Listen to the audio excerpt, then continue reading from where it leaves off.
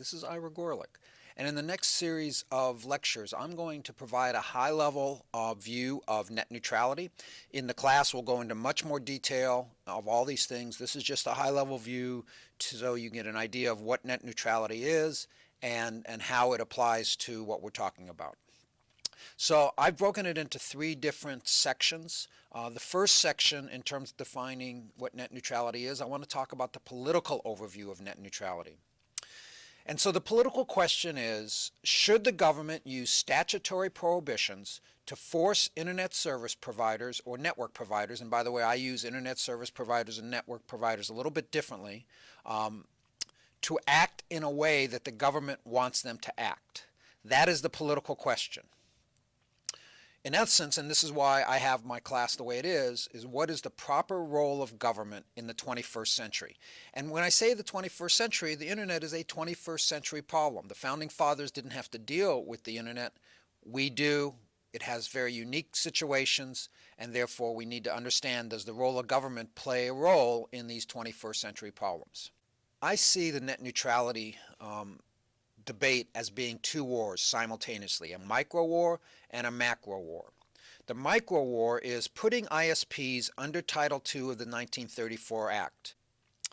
The battlefield here is the FCC and the courts using telecommunications law and regulations as weapons. And that's the purpose of this class, is to look at telecommunications law and regulations and see how that it can be used as a weapon for and against the net neutrality war. The specific objective of this war for those that are for net neutrality is paid prioritization. They don't want paid prioritization, and I'll explain that in a minute. And those against, in this micro war, don't want regulation of the ISP's business model. And who are the combatants? Well, you have the ISPs that want freedom to do as they will, the Verizons, the Comcasts, the AT&Ts, and they're against end users and content providers that do not want the ISPs to decide winners and losers. Now, the macro war is allowing businesses more freedom to act as they please. The battlefield is here is the federal courts, the federal legislatures, Congress. It's also state and local regulators. This battlefield is all over the country. Here, the specific objective is, what is the government's role in commerce everywhere? And this is the critical question that I'll be asking throughout this class. Who are the combatants here? You've got two broad classes of combatants. You've got those that believe that without rules, companies will not act in the community's long-term best interest, against those that think the community's long-term best interest is best served by letting companies like ISPs do what they want. Now, by the way, net neutrality is not a new debate. The first telecommunications net neutrality debate actually goes back into the very early days of telephony. Here you see I have a picture of a manual switch. When somebody calls up for a service, they would have to go through an operator.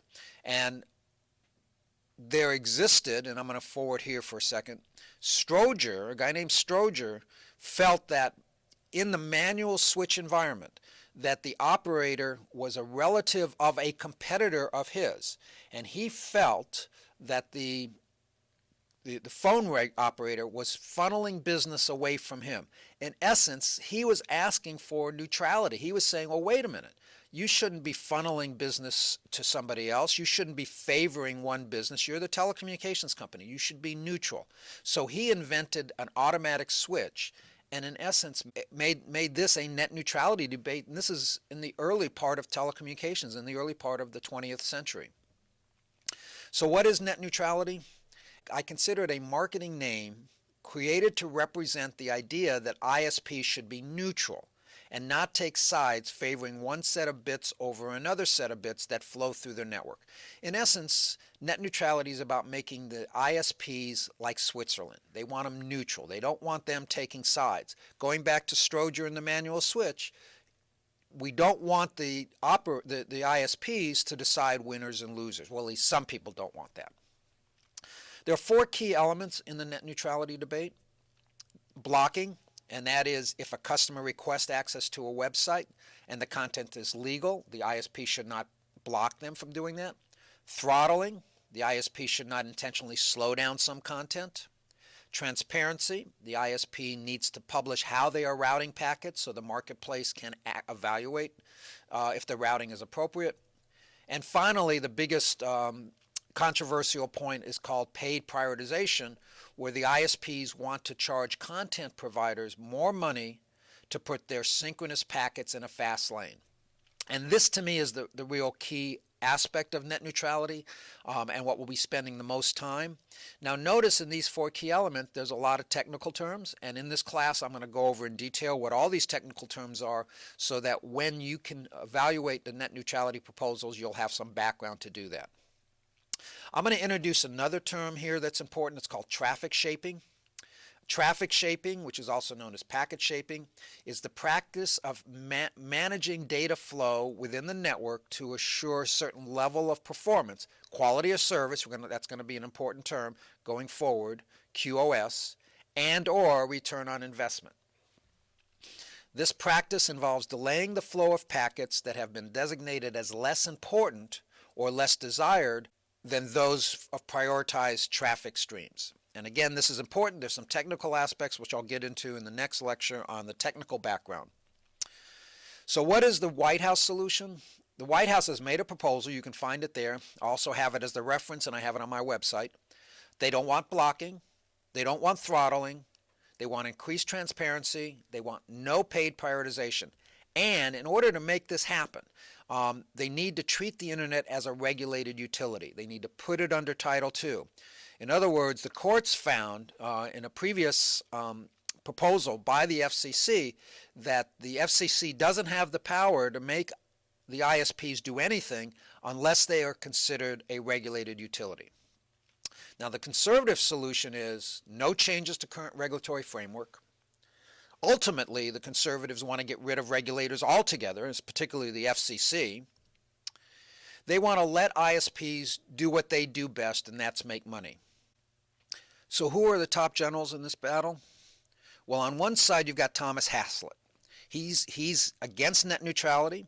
He says net neutrality is the government trying to regulate the business models of the ISP. Those that support net neutrality say damn right, because without regulations, the ISPs will not act in the best long-term interest of the consumer. On the other side, you have Lawrence Lessig, who says all like internet content be treated alike and move at the same speed over the network. The owners of the internet's wires cannot discriminate. Going back to the Stroger and the manual operators, that the ISPs can't decide, should not decide who are the winners and losers in the relationship between the end user and the businesses that they support, the content providers.